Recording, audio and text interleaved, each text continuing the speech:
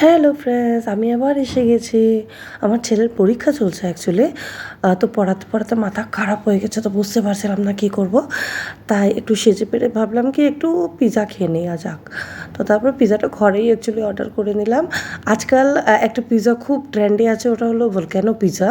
তো ওটাই অর্ডার করেছিলাম, ফার্স্ট টাইম ট্রাই করব, তো খুব বেশি এক্সাইটেড ছিলাম। আর এই যে দেখো আমার প্যাকেটটা খুলছে না স্টিকারটা।